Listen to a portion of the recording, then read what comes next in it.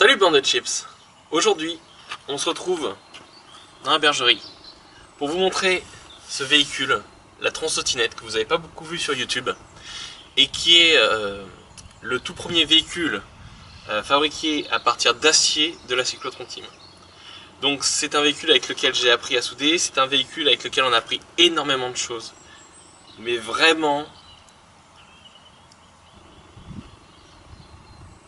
je n'ai pas de mots pour décrire à quel point il y a des erreurs et il y a des choses formidables qu'on ne ferait plus aujourd'hui.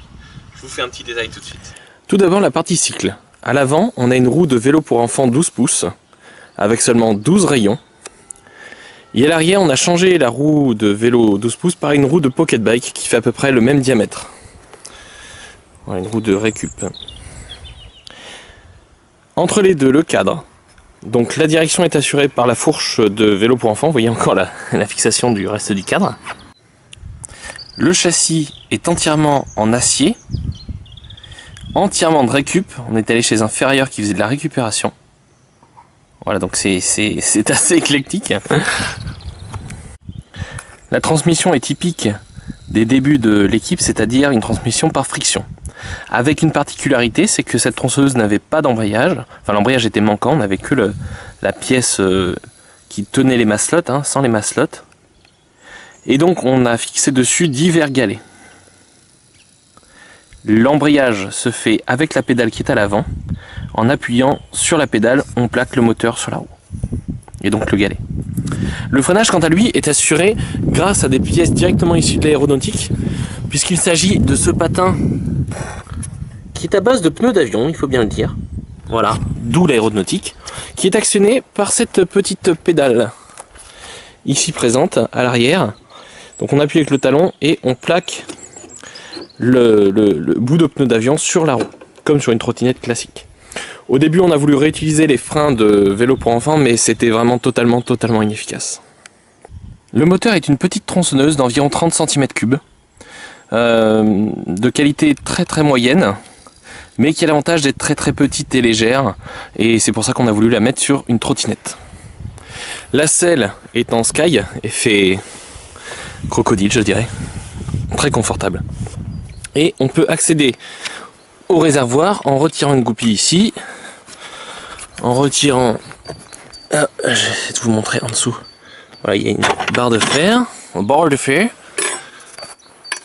clac, et l'ensemble bascule, peut-être, éventuellement, l'ensemble bascule de cette façon.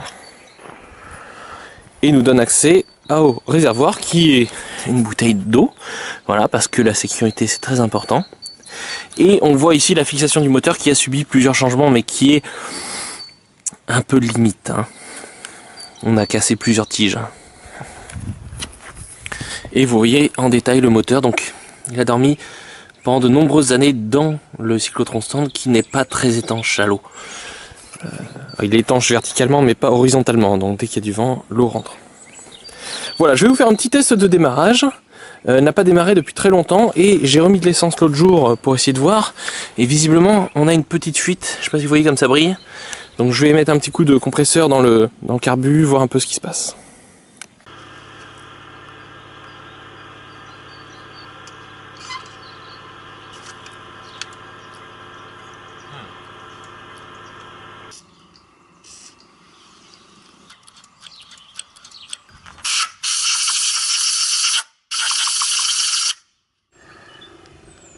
Sous le capot, on voit que tout est assez propre au final.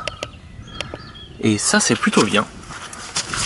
On constate aussi que voilà, les moyens du bord sont employés absolument partout. C'est-à-dire que là, par exemple, le tube devait pas être très étanche. Alors on avait mis un bout de scotch avant. Et je pense que notre petite graisse vient de là. La non-étanchéité de ce raccord-là. Bon, c'est de l'essence, c'est pas grave, c'est pas dangereux. Oui, parce que ça, c'est du tube de jardinage. Donc c'est pas très souple.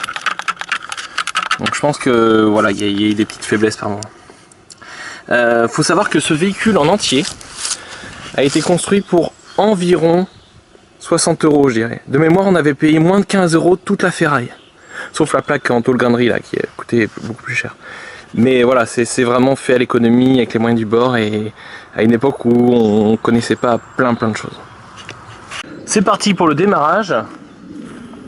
Alors le cylindre a été rempli d'essence, donc la fuite s'est principalement faite dans le bas moteur. Je ne sais pas vraiment où est la position on et la position off sur le bouton.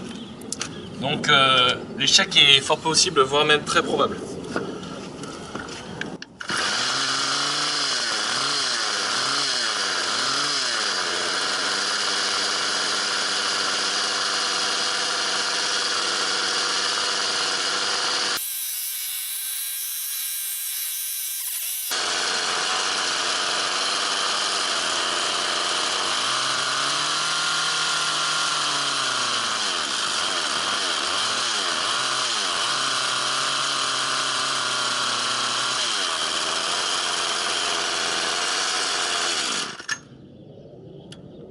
Ok, le bouton est là. J'ai oublié qu'il y avait un bouton là. Bon, ça n'a pas l'air très bien réglé. Ça n'a pas l'air d'être puissant du tout, mais je pense qu'on est prêt pour un test. Saloperie.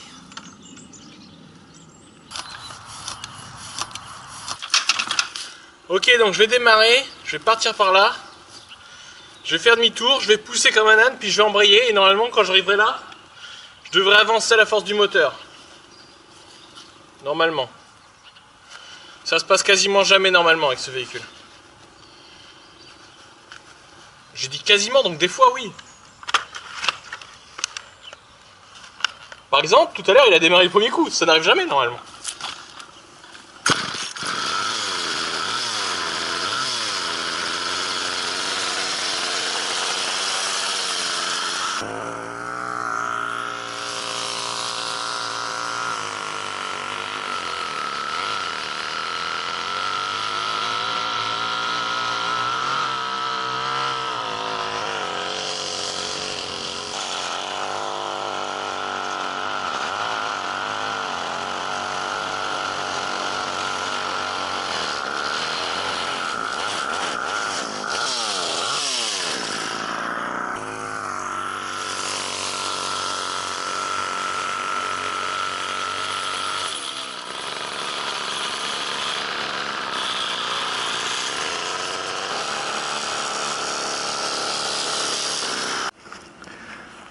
Voilà, bon, tous les gens perspicaces se sont dit, bon bah c'est de la merde la tronçontinette.